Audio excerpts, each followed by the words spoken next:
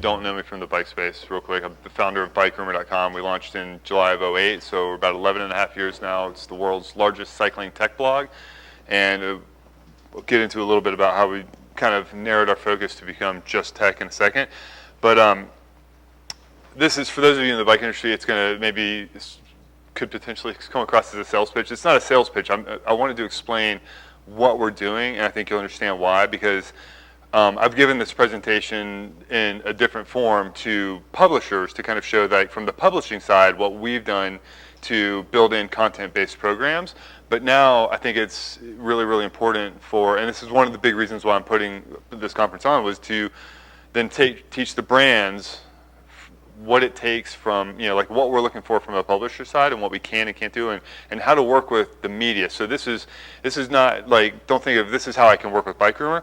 Think of it as this is how you can work with any type of media. There's a lot of lessons here, because while we may cover different things in different media outlets, there's a lot of overlap of what we need to survive and what we can do for the brands. So this is, I think, one of the big misconceptions I see with a lot of brands is that the brands have huge budgets compared to a lot of the media. They can produce some amazing content. Like if you look at some of the videos and stuff pumped out by the brands with their athletes and everything, it's incredible. And we would love to have the budgets to produce projects like that.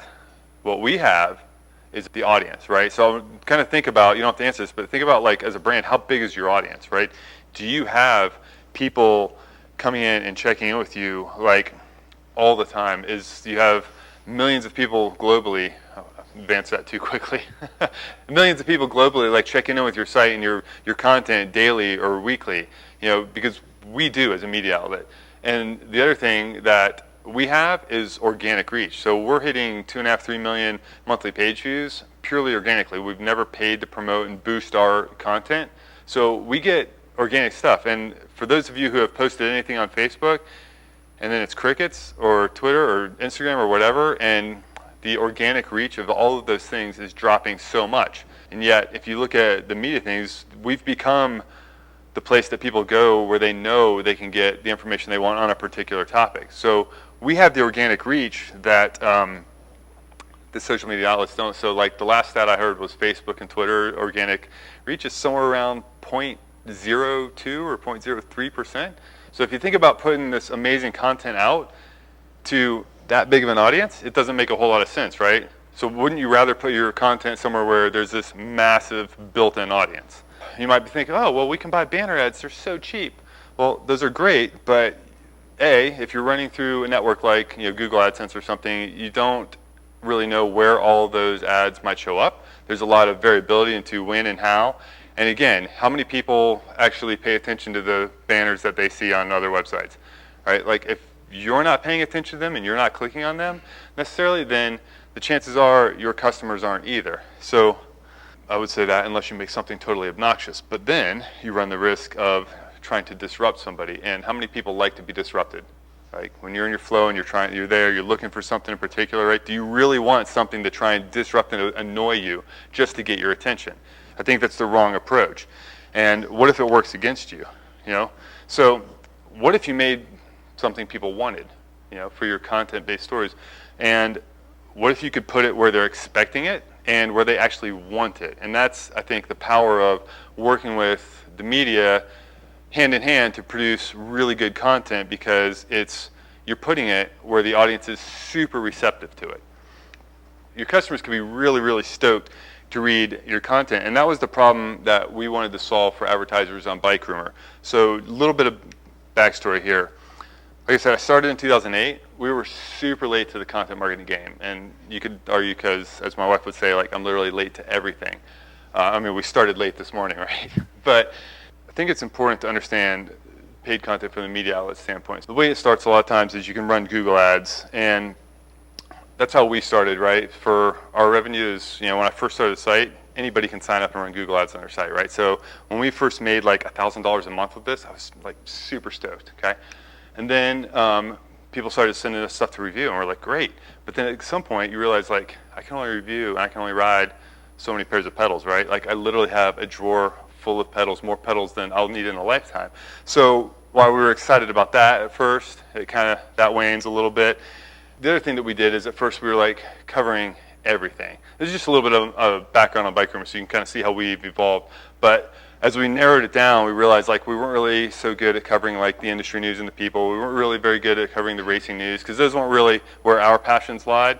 It was more the content, I mean the products and the tech, the shiny things. And that's, so as we narrowed our focus down, that's when we got really, really good. And that's when our audience just started growing and we got more engagement, and like that's when we hit our stride and our traffic just started blowing up and stuff.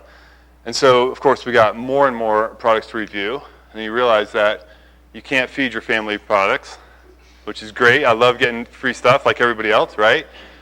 You can't use it to pay your mortgage. And so, but all this time we're trying to sell banner ads. We're like, okay, well we gotta sell more banner ads, and this is what we ran into every time we talked to the brands. It was like, well, we don't want banner ads. We like our print ads. They're beautiful. I have something to show people. I can go to my boss and I say, look what I did. You know, the banner ad is gone right away and stuff. So we're like, oh man, all right. Well, so we kept trying new ad networks. So we went from Google, and this is literally like spreadsheets that I had to keep for years of our waterfall stack, which probably means nothing to most of you if you don't own a website.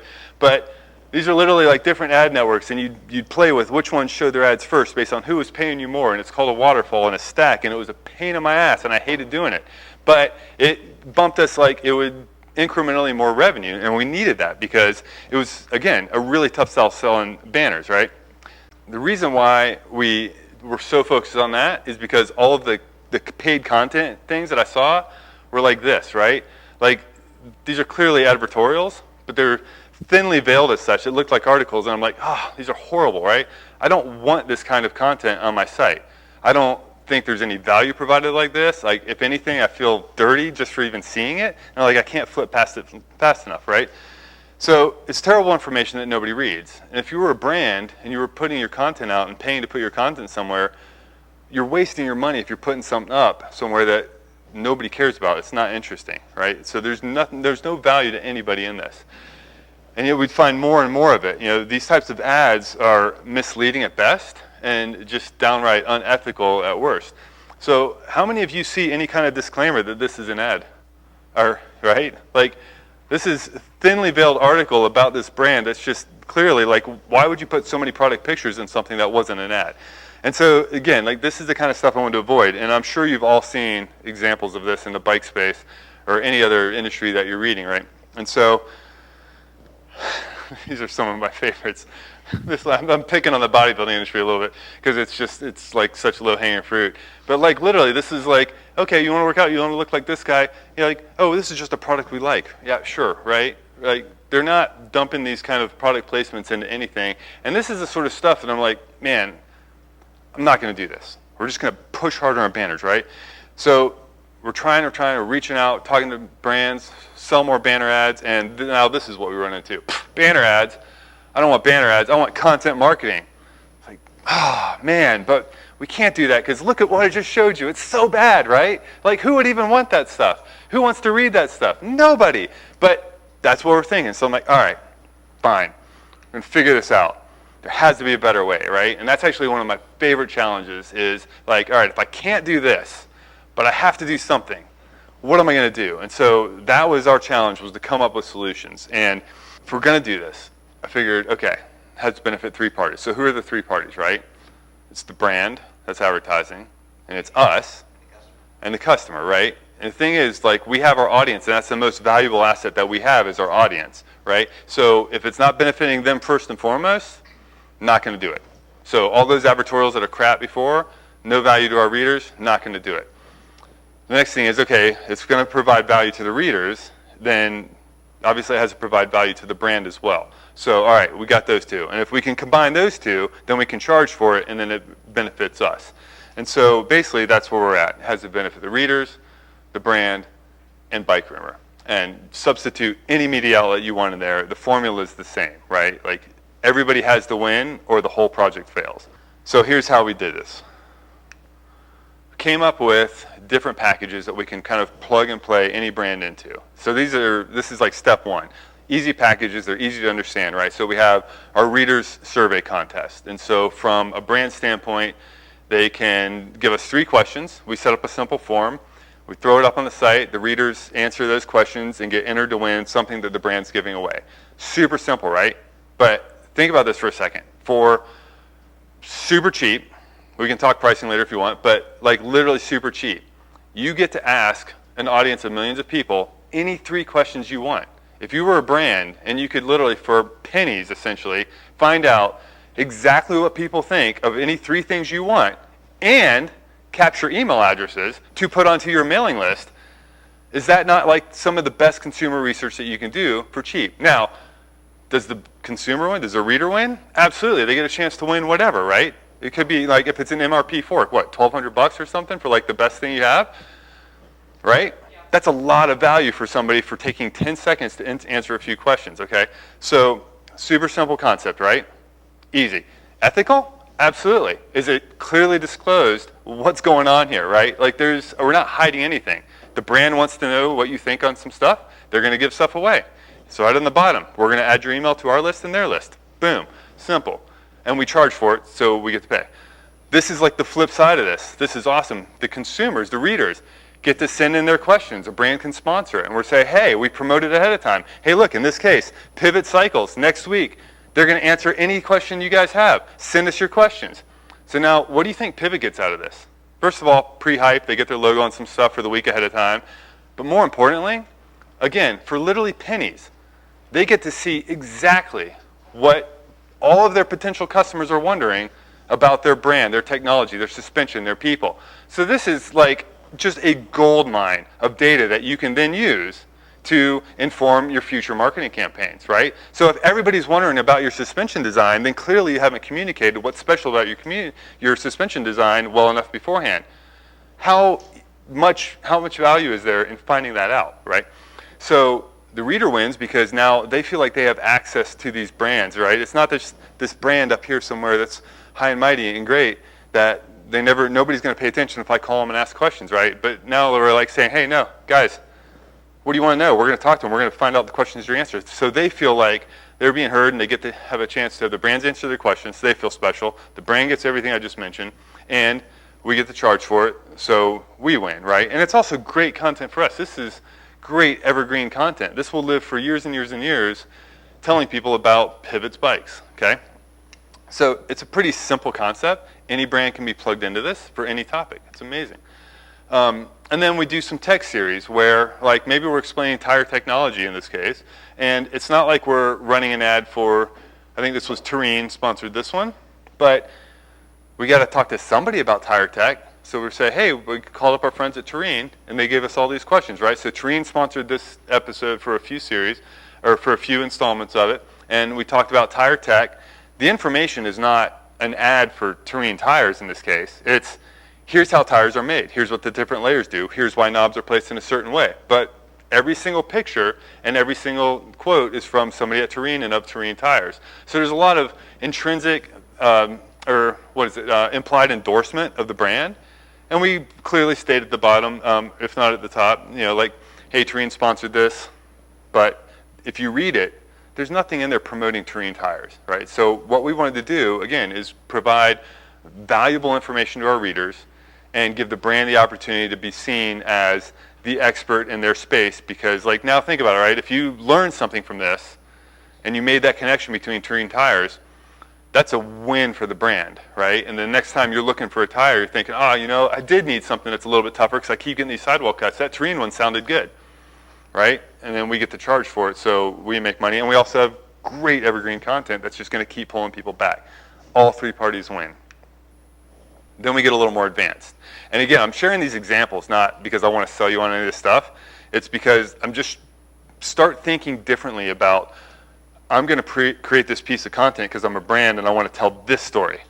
And then I'm going to send it out as a press release to all the media. Because I can tell you right now, we get so many press releases. It is absurd. And a lot of them, if it's just like, hey, our athlete did this cool thing. Like, unless you're like Danny McCaskill level videos, we're probably not posting it, okay? There are some outlets that do. They post every race video, every athlete video and stuff, because that's what they do. But I think a lot of media are more interested in creating something that's custom tailored to their audience, because we know our audience. So some of the more advanced things I'll run through is quick. We do a travel series called Where to Ride.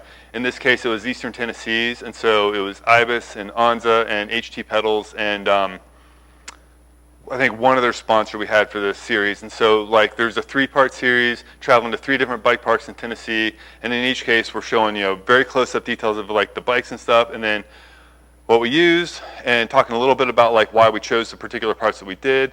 And it was all fully editorially controlled by us. And then we do like a full feature review with video for each of the products that we use, and they're honest reviews. Like they're not buying a positive review. It was an honest review about the thing. But if you were planning a trip now, this is going to show up as where to mountain bike in Tennessee. Somebody's like searching, like, where's the best bike park in Tennessee, right? There's a good chance this story is going to show up. And now if they're starting to plan their trip, okay, well, hey, where did you stay? What equipment did you? We're going to say, well, you know what? These tires worked great on this terrain. You know, this bike was awesome for this terrain. Like, here's why we like this, and here's what worked for this. So now as they're starting to think, well, oh man, I did kind of want a new enduro bike. I ride this kind of terrain. Maybe they're not going to Tennessee exactly, but there's just so many different ways that the product integrations work, and people can start to envision themselves doing these things on those products. This one, it was just like an explainer type series, super simple concept, right? Like, I mean, that's something like, why do hand-built wheels cost more? Well, there's a reason. Obviously, it's the time, but are they better and stuff? And so FSA presented that, and we did it at their factory and watched them, the process of going through, you know, a machine-built versus a hand-built and everything else. And it's that kind of stuff, like explainer videos, people love it, right? Like, it's really good, simple content. And there's got to be something as a brand that you guys get questions over and over and over again, right? For probably something that you make. There must be some common questions. So if the people are asking the same things over and over again, clearly it needs to be explained somewhere, somehow. So partner with a media outlet that has an audience and explain it, right? Unless you've got a YouTube channel with, you know, 100,000 plus subscribers or something, chances are you're going to get more exposure for that. And you can still, like, we provided this video to FSA and they could put it on their channel, right? Like, it doesn't have to be exclusive, but there's no sense in throwing your content up somewhere where the audience is this big when you could, because you worked with the media outlet, put it somewhere where the audience is this big. But I'm not a cycling brand, which most of the people in here are, so this is not the most relevant example, but it doesn't matter, right? The important formula here is, where are your readers' interests? Or, you know, your customers' interests? Sorry, I should have changed out the customers for this one. And where are your interests? And where do they intersect? And a lot of times that's going to be insert your favorite media outlet here, right? The brand has resources. The brand wants the audience, okay? The media has the audience. We need the resources. It's pretty simple, right? You each have what the other one wants. We should work together. It makes sense to me. This is the partnership, you know, and I think that's one of the most important things to understand here. There's a natural collaboration opportunity here. For most media outlets, it's taken 5, 10, 20 years to build the audience that we have. And it's not just the size, right? Like, we've built trust with this audience. So if we're telling a story, there's an implied trust, an inherent trust with what we have to say, if we haven't ruined that trust by posting shitty advertorials and misleading content and stuff. So I wanted to share a couple of ideas here. Well, one other one is, like, so think about as you're producing this content, right? Like, we chose to be publishers, right? Like, that's our business, right? Like, that's our job, is to produce stories and content all day long and worry about things like advertising stacks and all this other stuff, right?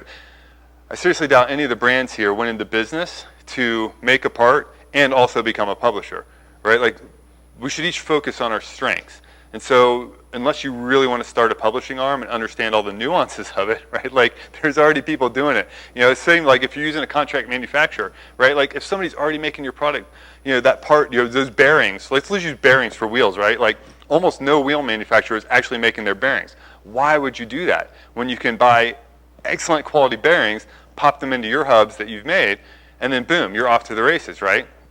Along those lines, if you need ideas, right, like for me, I go for a bike ride, or sometimes I just kind of zone out in the shower for way too long. But like, that's where I get my ideas But where I get my inspiration is other media. So like you can see, like these are just kind of random. But you know what? Like every once in a while, I'll just go on, spend an hour or two in the morning just looking at totally random other sites and topics that I have zero interest in. I just want to see what other people are doing, what other outlets are doing.